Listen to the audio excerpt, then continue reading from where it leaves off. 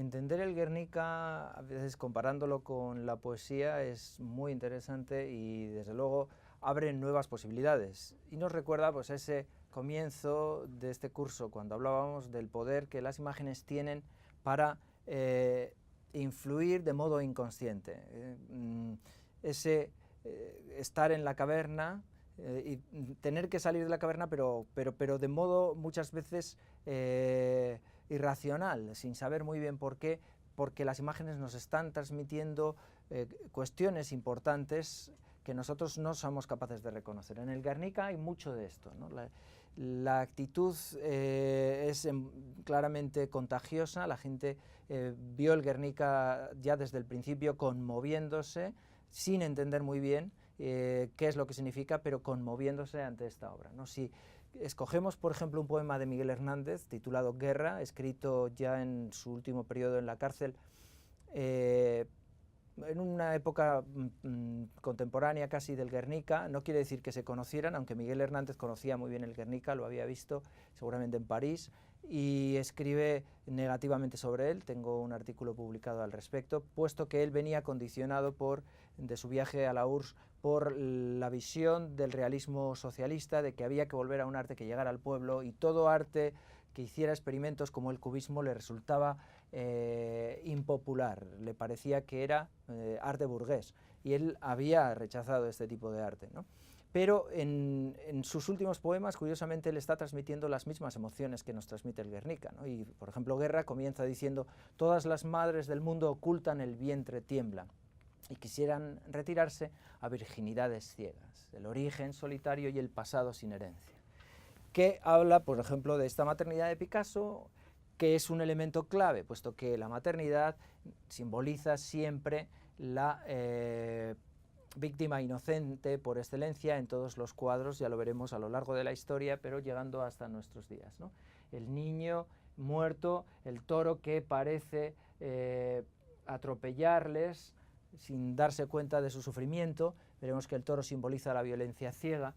Y después vemos otros elementos que también aparecen en el poema de Miguel Hernández, cuando él dice: voces como lanzas vibran, voces como bayonetas. Y tenemos estas lanzas que salen de las bocas de los diferentes personajes, la maternidad, el caballo, y sigue diciendo voces como puños, puños como cascos. Hay una serie de metáforas. La voz, que puede decir cosas bellas, se convierte en una bayoneta, en una lanza.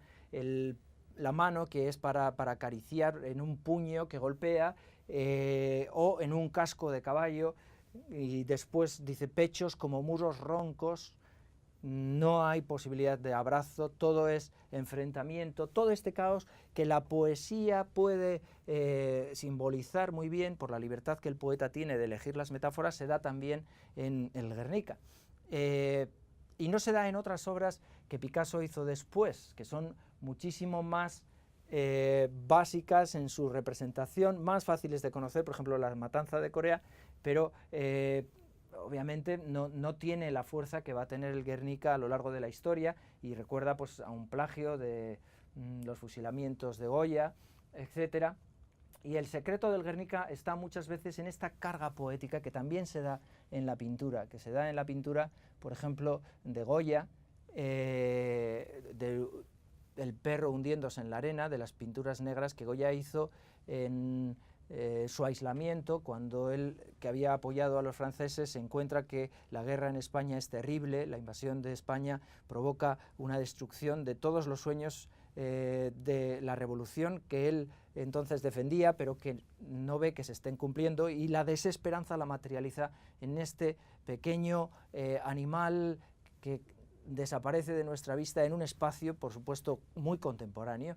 El expresionismo ha encontrado en este cuadro inspiración, pero Goya también abre caminos en muchísimas direcciones. Sea o no suyo este cuadro, ¿no? Pues se ha puesto en tela de juicio, la idea es suya, no hay duda, y el coloso se ha convertido ya en un símbolo de la guerra, o la destrucción simbolizada por la mitología también. Saturno devorando a sus propios hijos, pues podía ser una metáfora también de lo que él estaba viendo entonces en España.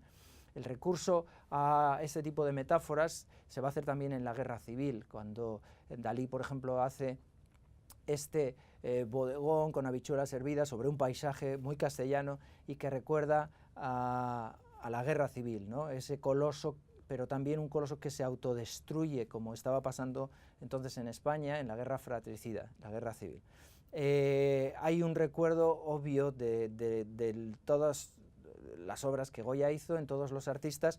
Hay que recordar, sin embargo, que Goya, cuando pinta, cuando están ocurriendo los acontecimientos del 2 de mayo y del 3 de mayo, los fusilamientos, él era afrancesado y él lo que hacía es bodegones de este estilo, ¿no?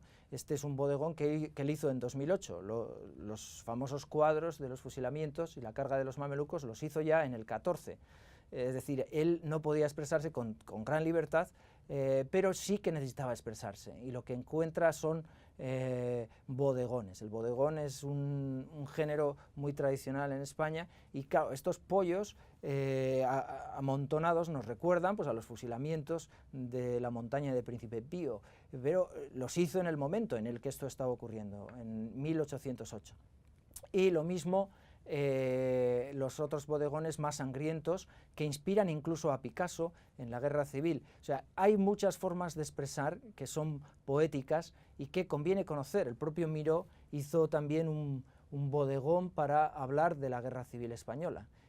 Curiosamente, un bodegón muy castizo, con una botella de anís, un zapato viejo, que tiene que ver con el surrealismo, también con las técnicas abstractas que él estaba haciendo, pero que está expresando poéticamente Dalí en Canibalismo de Otoño, de modo muy claro también, hablando de nuevo de esta guerra fratricida que se estaba produciendo en España, y que Picasso, pues de alguna forma, tenía que representar también emocionalmente, y lo hace con el Guernica.